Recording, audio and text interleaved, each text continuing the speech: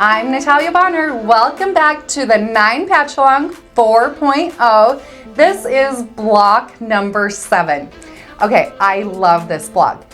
It could either be like a snowflake or a really fun flower. I also think this design, even though I've only quilted it on one 9 patch here, if you did it across a whole bunch of 9 patches on a whole quilt, the secondary designs that would come to life, kind of a chain that would come to life, would just be so dang cool. I can't wait for the perfect quilt to repeat this design throughout the whole thing. It's just awesome. If you can't tell, I'm excited. So in today's video, I am going to be focusing on using my Sway 5 machine quilting ruler, my Sway 4 machine quilting ruler, and also my Sway 3 machine quilting ruler. So this is a great block to play around with all 3 of the brand new Sway machine quilting rulers. I am going to be doing just a bit of marking, so don't forget to pick up the blue Mark Be Gone marker, and I love misting away my marked lines using our Piece and Quilt misting spray bottle. Let's hop over to my machine and let's get stitching.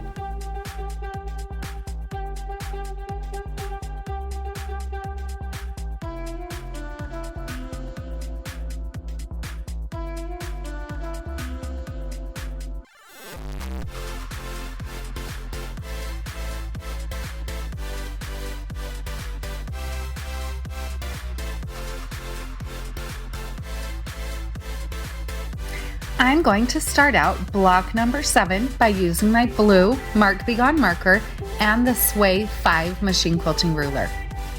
I'm going to do a bit of marking, creating some X's through my quilt. So I'll use the straight side of the Sway 5 machine quilting ruler, hold the ruler from point to point, and then I'm going to mark an X all the way through the 9 patch. Next, I'm also going to use the Sway 5 machine quilting ruler to mark a T right through the center of my block.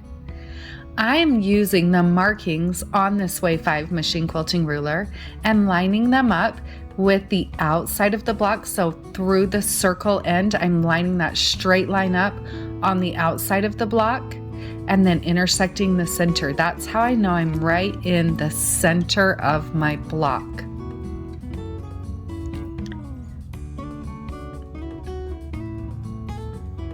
Next, I'm going to start out by auditioning rulers. So a lot of times when I'm creating designs, I'll start out by marking on my quilts and auditioning rulers to see what types of designs I'm going to want. So first I'm going to use the Sway 4 machine quilting ruler, and I'll mark my first point-to-point curve, going from the center of that green block to that outside corner on the green block. Next, you'll see as it takes me a little bit of time to play around, move the rulers around, and decide what circle or what shape I want to mark next. I decided on using the Sway 4 machine quilting ruler. On the Sway 4 machine quilting ruler, I'm lining up that ruler so that I quilt right about to the center of that green block along the angled line. Then from there, I'm going to use the hook end of the Sway 3 machine quilting ruler and mark point-to-point curves going all the way back out to that outside corner. So the markings here are going to be using the Sway 4 in the center, the Sway 4 for the second curve, and then for the third curve, I'm using the Sway 3.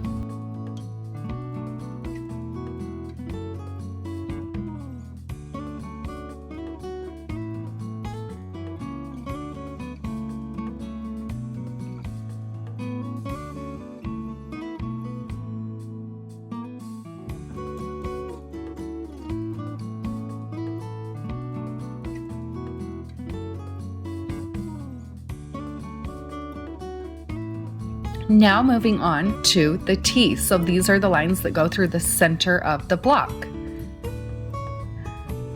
You can see here, I started out using my Sway 4 to mark, but I didn't quite love that line. So I'm going to use the Sway 5 to mark point-to-point curves.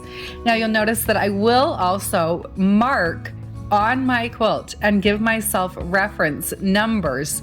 I wrote 443 through that first side. I do this because obviously I'm playing around a lot here, having a lot of fun, and I do not want to forget which curve I'm using where. So here on the side, I started out by using the sway 5, then I'm going to use the sway 4 to mark.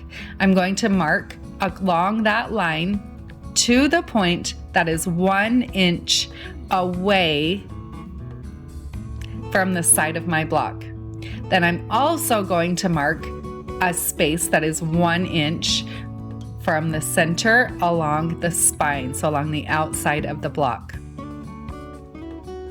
Now, as you can see here, I'm still figuring out and deciding. Once I have it all planned out, it will make marking all the rest of the way around just a bit easier.